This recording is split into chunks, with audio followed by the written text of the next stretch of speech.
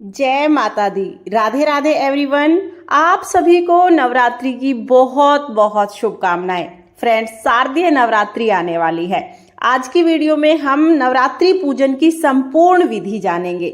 हमें स्थापना कैसे करनी है, पूजा कैसे करनी है, इसकी संपूर्ण विधि आज की वीडियो में मैं बताऊंगी। तो आप वीडियो को अंत तक जरूर देखना ताकि आपके सारे डाउट्स क्लियर हो जाएं। तो देखिए, नवरात्रि के पहले दिन सुबह सुबह जल्दी स्नान करने के बाद हम जिस जगह पर पूजा करेंगे उस जगह को अच्छे से साफ करके एक चौकी लगा लेंगे। चौकी पर लाल रंग का वस्त्र बिछाएंगे। उसके ऊपर हम माँ भगवती यानी माता रानी की फोटो या मूर्ति, जो भी स्वरूप आपके पास है, उन्हें विराजमान करेंगे। तो पहले चावल का आसन देकर उसके बाद हम माता रानी को यहाँ पर विराजमान कर देंगे। इसके बाद हमें जवारे उगाने हैं। देखिए, शारदीय नवरात्रि में जवारे बोने का बहुत महत्व होता है। जवारे बोने के लिए मैंने यहाँ पर मिट्टी का कुंडा लिया है। आप मिट्टी का कुंडा ले सकते हैं या कोई साफ सुथरा बर्तन भी आप ले सकते हैं। उसमें मिट्टी भर देंगे। मिट्टी भरने के बाद उसमें हम जौ डाल देंगे। जौ भी डाल सकते हैं, जौ और गेहूं को मिला के भी डाल सकते हैं। उसके बाद फिर हम जिस भी पात्र में जवारे उगा रहे हैं उस पर हम तिलक करेंगे, मोली बांध देंगे। इस तरह से जवारे उगाते हैं। अब ये जवारे का जो कुंडा है ये माता रानी के साथ में हम रख देंगे। तो चौकी पर ही हमें रखना है। आप चाहें तो ये जो कुंडा है इसके ऊपर ही आप कलश की स्थापना कर सकते हैं, लेकिन अगर आपकी चौकी बड़ी है, स्पेस है, तो आप अलग से कलश की स्थापना कर लीजिए। कलश की स्थापना करने के लिए मैंने थोड़े से चावल डाले हैं। ज्यादा चावल नहीं डालिएगा, क्योंकि जो मिट्टी का कलश है ना, इससे फिर चावल फूल जाते हैं। 9 दिन की स्थापना होती है तो चावल फिर सीलन मान जाते हैं, इसलिए थोड़े से चावल हम डालेंगे।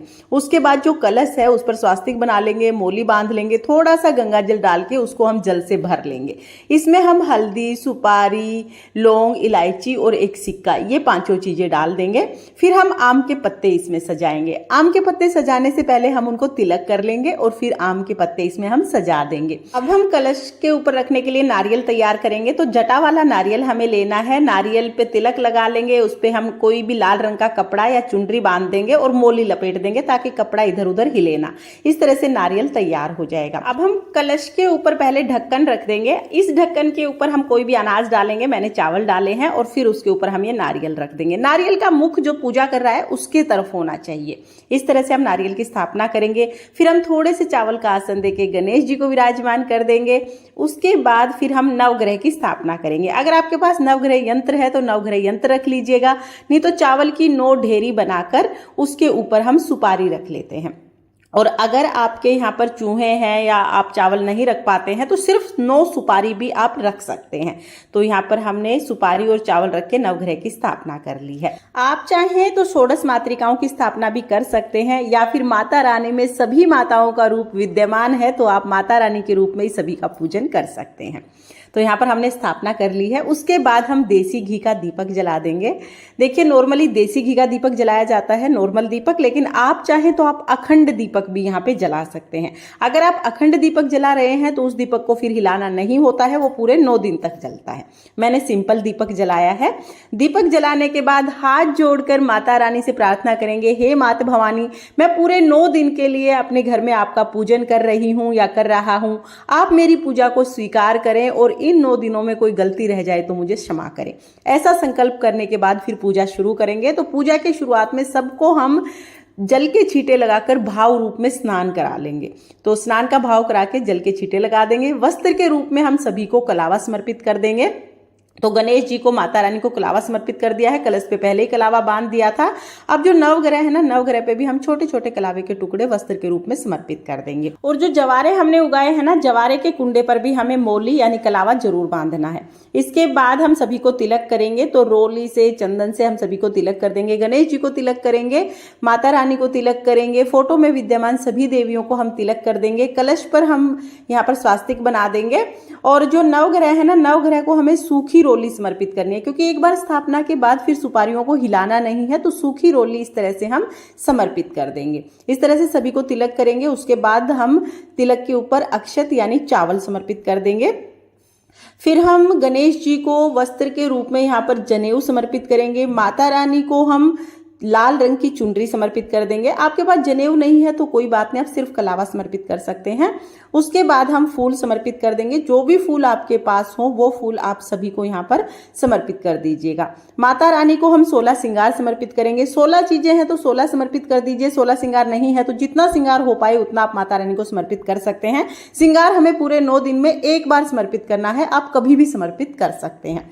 फिर जो पहले दिन हम स्थापना करेंगे ना, उसमें हम भोग में पहले पान समर्पित करेंगे। आप चाहें तो मीठा पान समर्पित कर सकते हैं या पान के पत्ते के ऊपर लौंग, इलायची, सुपारी और पताशा रख के ये हम समर्पित कर सकते हैं। 2 पत्ते मिल जाएं 2 समर्पित कर दीजिए, नहीं तो 1 पत्ता भी आप समर्पित कर सकते हैं। उसके बाद भोग में हम पतासे समर्पित करेंगे। पतासे का भोग सबसे ज्यादा शुभ माना जाता है, तो हो सके तो आप पतासे का भोग जरूर समर्पित कीजिएगा, नहीं तो मिश्री भी ले सकते हैं।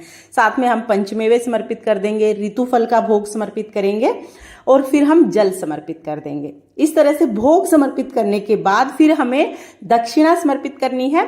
दक्षिणा भी हमें 9 दिन में एक बार समर्पित करनी है, आप कभी भी समर्पित कर सकते हैं। तो यहाँ पर हमने दक्षिणा समर्पित कर दी है।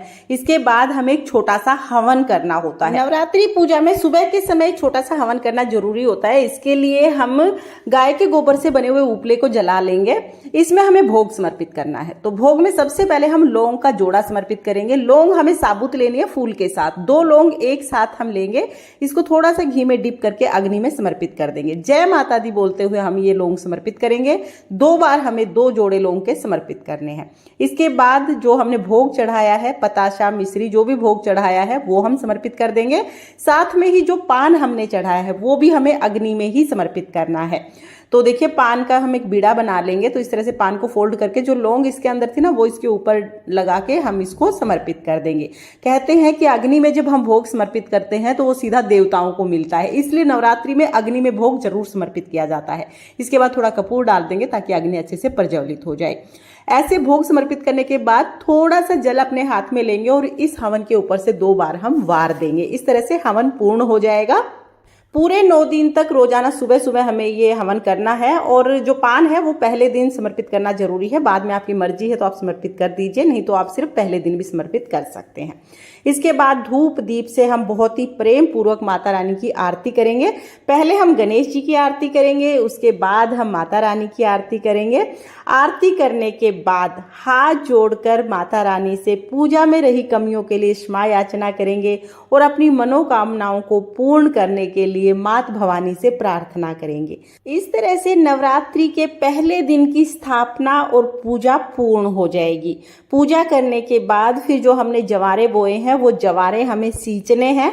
तो देखिए जवारे में पहले 2-3 दिन तक हमें सीधा जल नहीं सींचना है। पहले हम थोड़े से जल को हाथ में लेके इस तरह से जल के छींटे लगाएंगे। छींटे लगाने हमें 2-3 दिन तक, जब जवारे थोड़े ऊपर आ जाएंगे उसके बाद आप सीधा सींच सकते हैं। तो पहले हम जवारे सींच देंगे।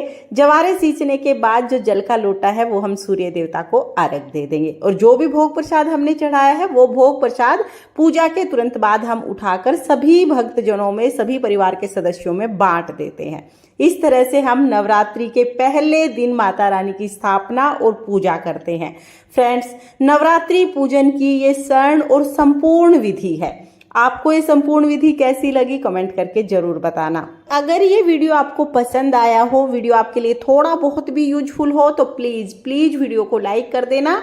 हम महिलाएं घर में तीज त्योहार कैसे करते हैं ये देखने के लिए मेरे चैनल को सब्सक्राइब कर लेना। और हाँ, नवरात्रि पूजन की सरल विधि, स्टूडेंट और जॉब वाले पूजा कैसे करें, ये सभी वीडियोज आपको चैनल पर मिल जाएंगे। सभी का लिंक मैं डिस्क्रिप्शन में दे दूंगी, आप वहां से देख लेना। माँ भगवती की कृपा आप पर सर्वदा बनी रहे, इसी कामना के साथ फिर मिलेंगे किसी और वीडियो में। तब तक के लिए जय माता दी, राधे राधे।